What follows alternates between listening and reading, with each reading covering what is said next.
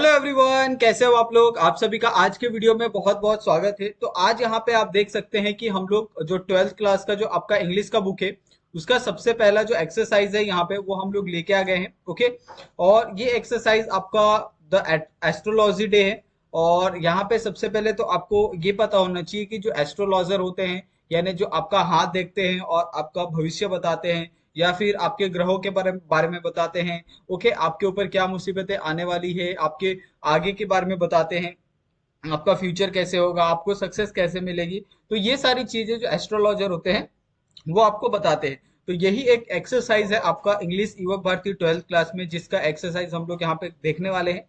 अगर आप देखोगे इसके अंदर जो सबसे पहला क्वेश्चन आता है आपको, वो क्वेश्चन आता है आपको आइस ब्रेकर के अंदर। ओके, और ये आइस ब्रेकर आप किसी भी चैप्टर के, जो आपका चैप्टर जहां से स्टार्ट होता है, ये जो पोयम आपका स्टार्ट होता है उसके ऊपर आपको देखने के लिए मिलेगा। ओके, और बेसिकली ये सारी चीजें आपको खुद से करने के लिए होती है, यानी एक तरह से आपका जो ये देखा जाता है कि आपका जो माइंड है वो कितना शार्प है। आपका माइंड बहुत अच्छे से प्रॉपर वर्क करना चाहिए जब भी आप लेसन को पढ़ते हो या करते हो। ओके, तो ये सारी चीजें जो टीचर होती है वो स्कूल में ही डिस्कस करती है, क्लास के अंदर ये सारी चीजें डिस्कस हो जाती है। ओके, जिसके अंदर सबसे पहला क्वेश्चन आपको discuss with your partner and complete the activity. आपको अपने जो भी आपके बेंच के ऊपर बैठे हुए जो भी पार्टनर है आपके, उनके साथ ये डिस्कस करना है और आपको ये क्वेश्चन का जो आंसर है आपको देना है कि व्हाट आर योर स्ट्रेंथ। तो आपकी स्ट्रेंथ क्या क्या है, आपकी मजबूती क्या है, आपके अंदर क्या क्या क्वालिटीज है। ओके, तो ये सबका अलग अलग हो सकता है, तो आपको बिल्कुल भी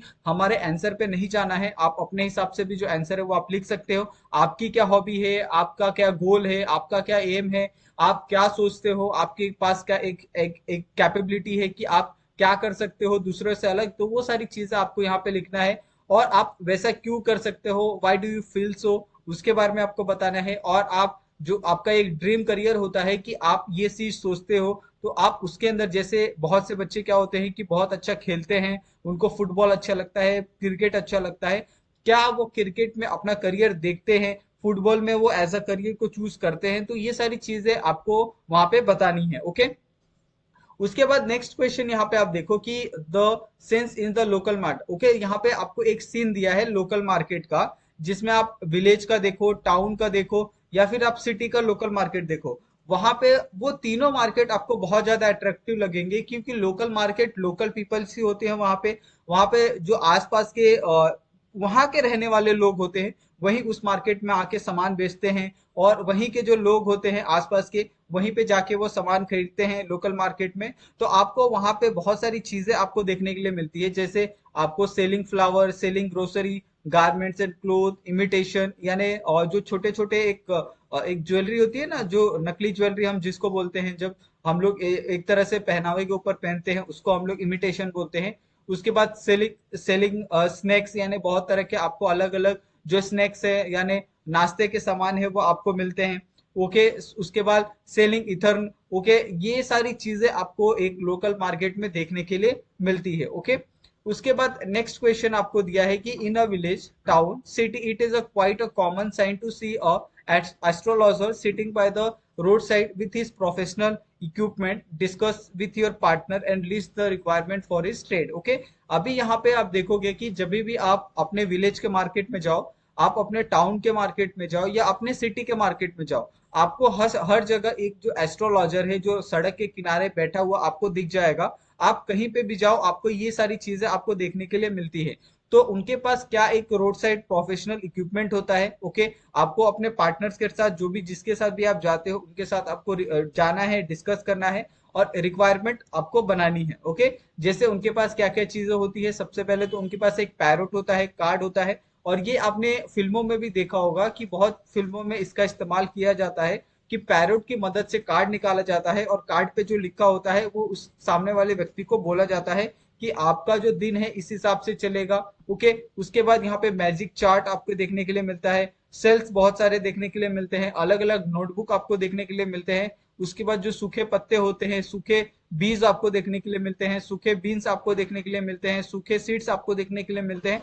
और भी बहुत सारी जो चीजें होती है एस्ट्रोलॉजर के पास आपको देखने के लिए मिलती है। तो ये सारी चीजों को क्या करना है, आपको एक लिस्ट बनाना है। ओके, उसके बाद नेक्स्ट क्वेश्चन अगर आप देखते हो इसमें क्या कहा है कि there are certain unreasonable belief among people living in our society. Certain common event are like with the superstition. Okay, list such event, discuss the superstition, link with them and means of their erudition. Okay, तो सबसे पहले तो superstition का मतलब आपको समझना होगा, ये होता है अंधविश्वास. ओके, तो अंधविश्वास यहाँ पे आपको बहुत सारी जगहों पे देखने के लिए मिल जाता है. खासकर आप जहाँ पे बहुत ज्यादा एजुकेशन नहीं होती है, जहाँ पे लोग अभी भी जंगलों के अंदर रह रहे हैं, उनके पास बहुत ज्यादा नॉलेज नहीं है बाहर की दुनिया के बारे में, तो वो सारी चीजें वो सारे लोग होते हैं, वो सारी चीजों को, ऐसे सब चीजों को मानते हैं, इस पे बिलीव करते हैं. ओके,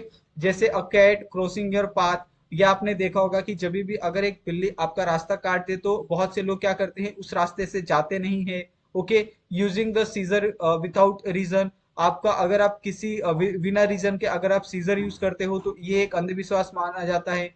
आंखों का झपकना, यानी अगर आपकी दाई आंख झपकती है तो अच्छा होता है, बाई आंख झपकती है तो बुरा होता है, इसके बारे में आपने सुना होगा. अगर आपके पाम में अगर खुजली हो रही है, ओके, तो इस पे भी बहुत सारे लोग कहते हैं कि पाम में खुजली होना यानी पैसे आना, पैसे जाना, बहुत सारी चीजें अलग अलग तरीकों से लोग उसको समझाते हैं. ओके, उसके बाद naming someone and that arrive, यानी अभी ये वाला तो चीज आपने बहुत बार सुना होगा कि अगर आप किसी का नाम ले रहे हो, किसी को याद कर रहे हो, वैसे ही अगर वो व्यक्ति सामने से चला आता है तो हम क्या कहते हैं कि उसकी उम्र 100 साल होगी, क्योंकि हम उसे अभी ही याद कर रहे थे. तो ये सारी चीजें आपने आसपास देखी होगी, और यही सारी चीजें अंधविश्वास होती है, क्योंकि ये सारी चीजें असली में नहीं होती है, लेकिन लोगों का एक जो बिलीफ होता है वो उस चीज को हम कभी भी डिनाई नहीं कर सकते. ओके, उसके बाद यहाँ से जो आपका मेन आपका जो एक्सरसाइज है, जिसको हम लोग ब्रेन स्ट्रॉमिंग के नाम से जानते हैं, वो स्टार्ट हो रहा है. और इसके अंदर आपको बहुत सारे जो क्वेश्चन है, आंसर है, वो आपको देखने के लिए मिलेंगे. ओके, तो सबसे पहला क्वेश्चन आपको दिया है, given below are the some description,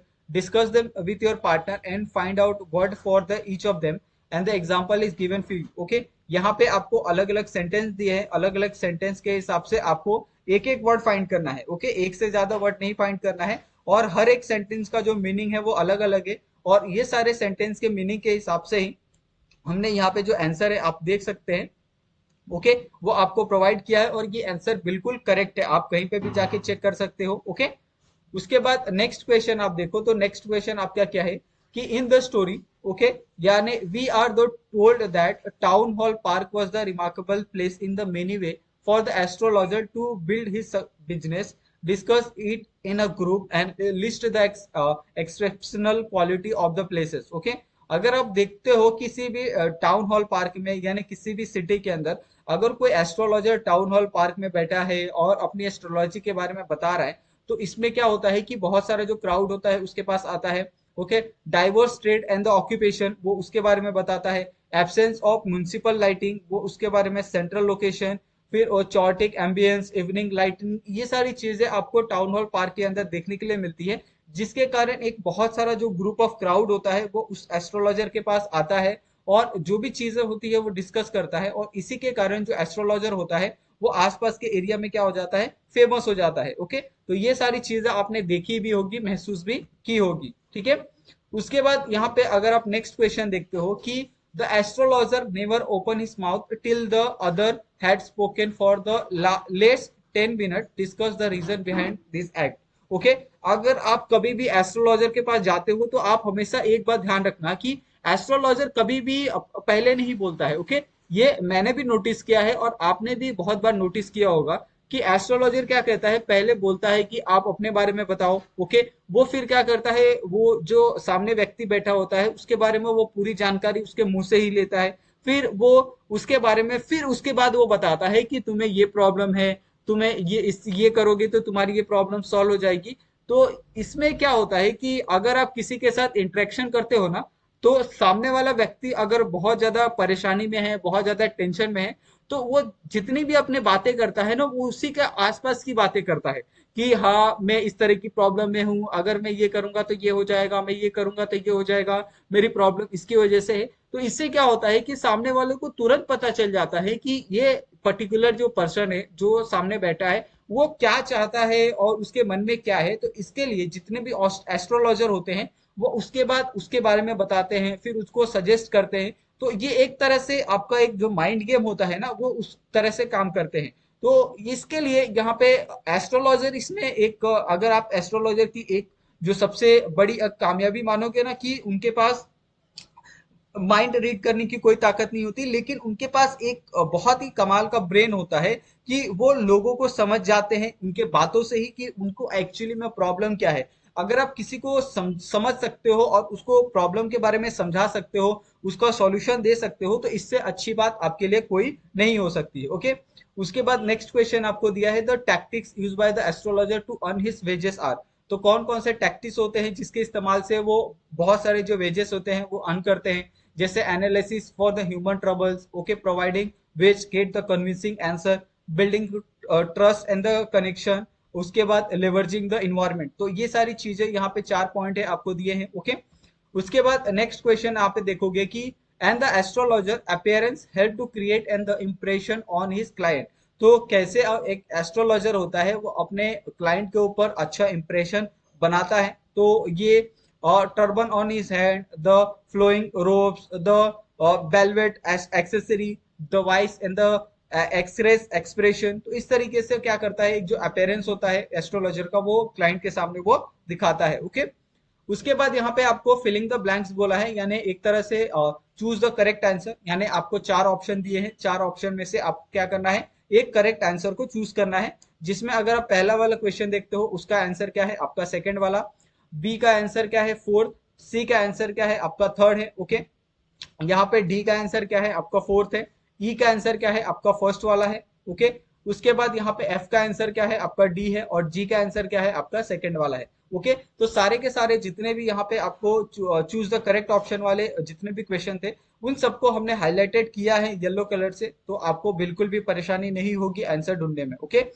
उसके बाद नेक्स्ट क्वेश्चन पे अगर आप मूव करते हो तो इसमें आपको दिया है कि read the following sentence and find out true और फॉल्स। ओके, आपको क्या करना है, यहाँ पे आपको 4 सेंटेंस 5 सेंटेंस दिए हैं, सॉरी, आपको उसके अंदर बताना है कि कौन सा जो सेंटेंस है वो ट्रू है, कौन सा सेंटेंस फॉल्स है। ओके, और जो भी फॉल्स सेंटेंस होगा उसको आपको क्या करना है, ट्रू करके लिखना है। ओके, तो यहाँ पे आप देखो कि पहला सेंटेंस आपका क्या है, फॉल्स दिया है। ओके, सेकंड वाला सेंटेंस भी आपको क्या दिया है, फॉल्स दिया है। थर्ड वाला सेंटेंस आपको राइट दिया है, और फोर्थ वाला सेंटेंस देखो आपको फॉल्स दिया है, और फिफ्थ वाला सेंटेंस भी आपको क्या दिया है, ट्रू दिया है। तो जो भी फॉल्स दिए हैं यहाँ पे उसके बारे में यहाँ पे आपको एक्सप्लेन किया है कि एक्चुअल मीनिंग क्या होगा। ओके, उसको एक्चुअली किस तरीके से प्रेजेंट करना चाहिए, वो सारी चीजें यहाँ पे आपको दी है। ओके, तो आप इसको एक बार अपने हिसाब से रीड करिए और उसके बाद क्या करिए, आंसर को लिखिएगा। ओके, उसके बाद यहाँ पे आप नेक्स्ट क्वेश्चन देखिए कि the astrologer has change his appearance and his person when he arrive in the city, give the specific reason. Okay, अभी आप देखो कि जो एक एस्ट्रोलॉजर होता है, अगर आप एस्ट्रोलॉजर को ध्यान से देखते हो, अगर उसको आप स्टडी करते हो ना कभी भी, तो अगर आप देखोगे कि अगर वो एक पर्टिकुलर सिटी में है लेकिन वो पर्टिकुलर सिटी से निकल के अगर दूसरे सिटी में जाता है, तो उसके जो उसका परिधान होता है, जो उसकी वेशभूषा होती है, जो उसकी क्लोथिंग होती है, जो उसका पूरा अटायर होता है, वो पूरा चेंज हो जाता है। ऐसा क्यों होता है, क्योंकि आपने सुना होगा कि लोग आपके इनर्स मतलब आपको अंदर से जानने से ज्यादा आपको कपड़ों से ज्यादा जज करते हैं। ओके, तो जो बाहर से जिस तरीके से दिखता है लोग उस क्या सोचते हैं कि हाँ इसने मेरे यहाँ के कपड़े पहने हैं तो ये व्यक्ति क्या है, हमारे हमको जान सकता है, हमारे बारे में समझ सकता है, हमारी प्रॉब्लम को सॉल्व कर सकता है। तो इसके लिए जो एस्ट्रोलॉजर होते हैं वो अपने दिमाग का बहुत ज्यादा इस्तेमाल करते हैं। वो उनका जो दिमाग होता है वो 24/7 उनका दिमाग रनिंग में होता है, चलते रहता है कि उनको क्या करना है, किस तरह से लोगों के साथ इंटरेक्शन करना है, वो सारी चीजें वो सोचते रहते हैं, चलती रहती है बातें। ओके, तो आपको भी एज ए स्टूडेंट आपको ये सारी चीजें आपके दिमाग में होनी चाहिए कि आपका दिमाग किस तरह से 24/7 चले। ओके, तो ये सारी चीजें 24/7 नहीं, आपका दिमाग कैसे चलता है 24/1, यानी 7 दिन में सिर्फ 24 घंटे। तो इस तरीके से आपका बिल्कुल काम नहीं होने वाला है। ओके, तो आपको उस तरीके से सोचना होगा। ठीक है, उसके बाद यहाँ पे आप नेक्स्ट क्वेश्चन देखो, तो नेक्स्ट क्वेश्चन में आपको क्या पूछा है कि the darkness load that was inside the astrologer has disappear. Through this sentence explain the significant of the title as astrology day. तो अगर आप एस्ट्रोलॉजी डे के बारे में बात करते हो या फिर the darkness load that was inside the astrologer has disappear, तो ये सारी चीजों के बारे में भी आपने सुना होगा कि किस तरह से जो एक एस्ट्रोलॉजर होता है वो अपने बारे में बताता है कि मैंने ये किया, मैंने वो किया, मैंने इतने सारे प्रॉब्लम को सॉल्व किया। तो इस तरीके से वो बहुत सारी चीजों के बारे में इंटरेक्शन करता है लोगों के साथ, और लोगों को यही सारी चीजें सुनने में मजा आती है। आप अगर देखोगे, अगर जहाँ पे बहुत ज्यादा क्राउड होता है ना, आप सिर्फ जाके वहां पे बैठो 10 मिनट, आपको लगेगा कि ये सामने वाला व्यक्ति जो बोल रहा है ना, इससे सच्चा आदमी आपको कहीं नहीं मिलेगा। ओके, लेकिन वो कैसा होता है, माहौल के हिसाब से वो सारी चीजें और चेंजेस आपके दिमाग में आते हैं। तो आपको बिल्कुल भी वो सारी चीजों पे जाना नहीं है। आप अपने हिसाब से भी, आपके पास भी एक बहुत अच्छा ब्रेन है, ओके, आपके पास भी बहुत अच्छा माइंड है, तो आप उसका इस्तेमाल करके आपको हर एक चीज करनी चाहिए। ओके, उसके बाद नेक्स्ट क्वेश्चन आप देखो कि the astrologer feel relief to know that Guru is not dead as is residue. Okay, और यहाँ पे आप देखो कि अगर एक एस्ट्रोलॉजर होता है ना, एस्ट्रोलॉजर हमेशा एक जो रिलीफ होता है ना उसके दिमाग में होता है कि जो एक गुरु होता है ना, अगर गुरु ने एक बार अपनी जो बातें हैं अगर वो सबको बता दी, तो उसके बाद उसकी जो बातें हैं वो बहुत टाइम तक याद रखी जाती है, और उसके थॉट को याद रखा जाता है। इसके लिए जो गुरु की बातें होती है उसके बनने के बाद भी बहुत टाइम तक रहती है, और यही यहाँ पे वो एक्सप्लेन कर रहा है। ओके, उसके बाद नेक्स्ट क्वेश्चन देखो, नेक्स्ट क्वेश्चन क्या बोला है कि the astrologer will get the sympathy of the criticism of the reader in the end. Okay, express your opinion with the support of main story. अगर यहाँ पे आप देखो कि जो भी स्टोरी यहाँ पे पढ़ रहे थे द एस्ट्रोलॉजी डे, ओके, उसके अंदर अगर आप देखोगे कि जो एस्ट्रोलॉजर होता है वो जीत जाता है आखिरी में, और यही यहाँ पे वो किस तरह से एक तरह से जो सिंपैथी वाला क्रिटिसिज्म है वो एंड में दिखाता है, और इसके ऊपर जो उसका ओपिनियन है वो यहाँ पे आपको पूरी तरह से बताया गया है कि किस तरह से एक ओपिनियन होता है एस्ट्रोलॉजर के बारे में, वो यहाँ पे आपको दिखाया गया है। ओके, उसके बाद नेक्स्ट क्वेश्चन देखो कि if we have to irradiated the superstition and other ill practice from our society, what step do you like to suggest? अगर सोचो कि आपके सोसाइटी से अगर जितने भी सुपरस्टिशन है, जितने भी अंधविश्वास है, जितनी भी नेगेटिव चीजें हैं, अगर हम उसको एलिमिनेट कर सकते हैं या फिर उसको हम लोग रिमूव कर सकते हैं, तो हमारे सोसाइटी के अंदर के लोगों को उसके लिए क्या करना होगा, उसके लिए सोसाइटी को क्या करना होगा, लोगों को क्या करना होगा। तो ये सारी चीजों के बारे में यहाँ पे बताया है। सबसे पहले तो एजुकेशन अवेयरनेस सबसे बड़ा एक बहुत बड़ा हथियार है। उसके बाद साइंटिफिक थ्योरी, उसको एक बहुत अच्छी चीज है कि आप किसी भी चीज को साइंटिफिकली प्रूव कीजिए। ओके, उसके बाद मीडिया एंड कम्युनिकेशन, जितना आप कर सकते हैं, जितना आप लोगों को जागरूक कर सकते हैं मीडिया एंड कम्युनिकेशन के माध्यम से, क्योंकि आज के टाइम पे जो मीडिया है और कम्युनिकेशन, ये सबसे फैला हुआ माध्यम है। आप न्यूज जितना नहीं सुनते उससे ज्यादा आप मीडिया को देखते हो। ओके, तो इस तरीके से मीडिया के माध्यम से आप ये सारी चीजों को सॉल्व कर सकते हो। ओके, उसके बाद नेक्स्ट यहाँ पे encourage the critical thinking, legal measure, ये सारी चीजें क्या है जिसकी मदद से आप क्या कर सकते हो, जो आपके सोसाइटी के अंदर एक सुपरस्टिशन है, इल प्रैक्टिस है, वो सारी चीजों को आप क्या कर सकते हो, इरेडिएट कर सकते हो। ओके, नेक्स्ट क्वेश्चन यहाँ पे देखो कि in the story astrologer has a great listening power, listening help in the developing the good relation with the people, experience your opinion. तो ये बात से मैं बिल्कुल भी एग्री करता हूँ, क्योंकि अगर आपके पास बहुत अच्छी लिसनिंग पावर है, अगर आप किसी को बहुत ध्यान से सुन रहे हो, उसकी बातों को समझ रहे हो, तो इससे क्या होता है कि आपका जो एक आंसर देने का एक जो थॉट होता है ना सामने वाले व्यक्ति के लिए, वो बदलने लगता है। अगर आप किसी व्यक्ति को बहुत ध्यान से सुनो ना, कि व्यक्ति वो सच बोल रहा है या झूठ बोल रहा है, वो आपको पता चल जाता है उसके लिसनिंग, अगर आपके पास बहुत अच्छी लिसनिंग पावर है तो। ओके, तो ये सारी चीजें होनी चाहिए, और एज ए स्टूडेंट आपके पास ये बहुत ज्यादा इंपॉर्टेंट है कि आपके पास एक लिसनिंग पावर होना बहुत ज्यादा मस्ट है। ओके, उसके बाद यहाँ पे अगर आप देखो कि हमारा जो नेक्स्ट क्वेश्चन है, नेक्स्ट क्वेश्चन में आपको क्या पूछा है कि in the story the following characters reveal their qualities through the word and action, pick out the word that describe them from the box and write the appropriate column. Okay, यहाँ पे आपको जो एस्ट्रोलॉजर होते हैं उनके बारे में आपको बताना है, गुरु नायक के बारे में बताना है, और एस्ट्रोलॉजर वाइफ के बारे में बताना है इस पोएम के थ्रू पे। तो यहाँ पे आप देखोगे कि यहाँ पे जो चार चार यहाँ पे जो वर्ड है उसके हिसाब से हमने लिखे हैं। ओके, और ये वर्ड बिल्कुल करेक्ट है, तो आप इसको लिख सकते हैं, इसमें आपको बिल्कुल भी जो गड़बड़ है और बिल्कुल भी जो गलती है आपको यहाँ पे नहीं मिलने वाली है। ओके, उसके बाद अगर हम नेक्स्ट क्वेश्चन पे मूव करते हैं, जिसमें आपको match the suffix with the word and make now one is done for you. Okay, यहाँ पे आपको एक जो ये दिया है, सफिक्स दिया है, जिसको आपको क्या करना है, वर्ड को सफिक्स के साथ मैच करना है। ओके, और आपको एक नाउन को प्रिपेयर करना है। तो यहाँ पे एक तो आपको पहला वाला प्रिपेयर करके दिया है, बाकी के जो सेकंड है, थर्ड है, फोर्थ है, फिफ्थ है, सिक्स्थ और सेवेंथ है, बाकी के जो जितने भी वर्ड है आपको उसका सफिक्स के साथ एड अप करके आपको एक नाउन बनाना है। और यहाँ पे आप देख लो कि यहाँ पे आपको जो एक कंप्लीट जो आंसर है आपको यहाँ पे प्रोवाइड किया गया है। ओके, उसके बाद यहाँ पे आप देखो कि यहाँ पे जो नेक्स्ट क्वेश्चन है जिसमें आपको and the astrology day, okay, has the heroic element where the astrologer pretend to have the supernatural knowledge। Okay, अगर आप कभी भी किसी एस्ट्रोलॉजर को मिलते हो ना तो वो हमेशा कैसे प्रिटेंड करता है कि उसके पास कोई सुपर नेचुरल नॉलेज है, लेकिन ऐसा बिल्कुल नहीं होता है। आप हमेशा ध्यान रखो कि किसी भी व्यक्ति के पास कोई सुपर नेचुरल नॉलेज नहीं होता है। सुपर नेचुरल नॉलेज का मतलब यही होता है कि वो दूसरे लोगों से ज्यादा जानता है, लेकिन सुपर नेचुरल नॉलेज नहीं होता वो।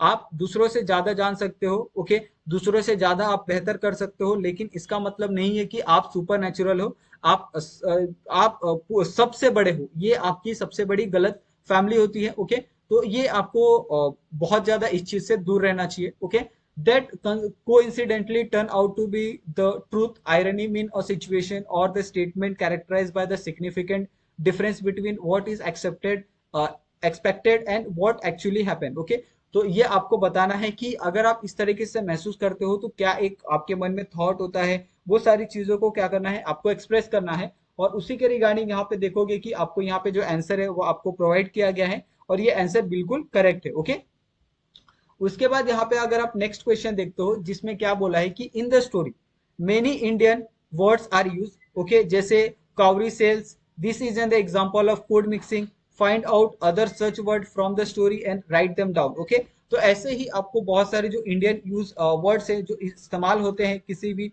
ऐसे एस्ट्रोलॉजर वाले में, तो आपको वो ढूंढने हैं और आपको यहाँ पे लिखने हैं। और ये सारी की सारी चीजें क्या है आपके जो आपका एक पूरा जो एस्ट्रोलॉजी डे में दिया गया है वो सारी चीजें आपको उसमें दी गई है। ओके, उसके बाद नेक्स्ट क्वेश्चन अगर आप देखते हो तो इसमें क्या लिखा है कि there are some phrases, okay, where the word crown is use with the different set of meaning, use the following phrases of complete the sentence meaningfully. Okay, यहाँ पे अलग अलग प्रेजेस दिए हैं, उसके हिसाब से आपको अलग अलग यहाँ पे जो सेंटेंस है आपको मीनिंगफुली कंप्लीट करना है और आपको लिखना है। यहाँ पे आप देख सकते हो कि यहाँ पे आपको लिख के भी दिया गया है कि आपको किस तरीके से ये सारी चीजें आपको लिखनी है। ओके, उसके बाद नेक्स्ट क्वेश्चन यहाँ पे दिया है prepare a speech on the science and superstition. आपको साइंस के ऊपर और सुपरस्टिशन यानी साइंस के ऊपर आपका बिलीफ और अंधविश्वास के ऊपर आप किस तरीके से बात करते हो, ये दोनों के ऊपर आपको क्या करना है, एक स्पीच प्रिपेयर करना है।